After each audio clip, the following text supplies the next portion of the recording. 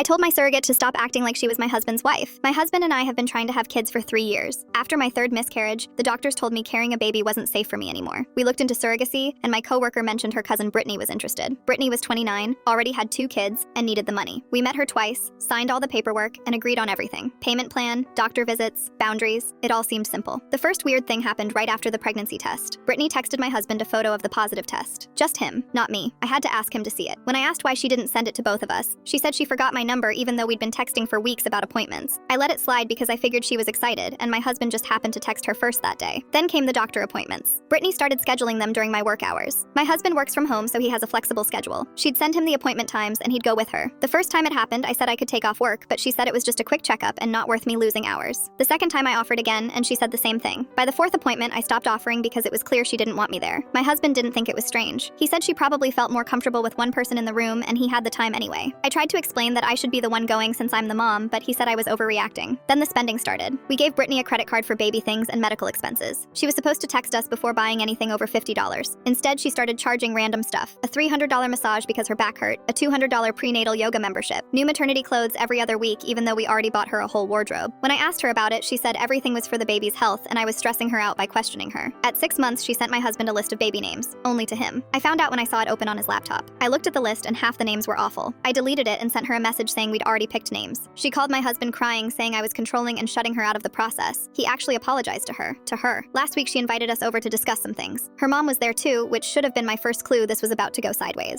Brittany sat us down and pulled out a list she'd written on notebook paper. She said there was confusion about expectations, and she wanted to clear things up. First thing on the list was the baby names. She said since she was carrying the baby, she should get to pick the middle name at least. Second was money. She wanted the credit card limit raised and a weekly cash allowance for groceries and gas. Third was time with the baby after birth. The original agreement was she'd see the baby once a month for the first year if she wanted. Now she wanted weekly visits and to babysit whenever we needed it. Fourth was the delivery room. She said only my husband should be there because the hospital has a 2-person limit and she needed him there for support. I sat there staring at this list. My husband looked confused but didn't say anything. Her mom jumped in and said Brittany had been so stressed because I kept undermining her and making her feel like an incubator instead of a person. That I didn't appreciate the sacrifice she was making. That I should be grateful she was giving us this gift. I stood up. I looked right at Brittany and said she needed to stop acting like she was my husband's wife and this was their baby. That she was our surrogate. That we appreciated her but she was crossing lines and excluding me from my own child. I reminded her we had a contract. That she agreed to terms. That this wasn't her baby to make decisions about. Brittany started crying. Her mom started yelling at me saying her daughter put her body through hell for us and I was treating her like garbage. My husband finally spoke up and asked me to sit down and calm down. That made it worse. I told him he'd been letting this happen for months. I grabbed my purse and left.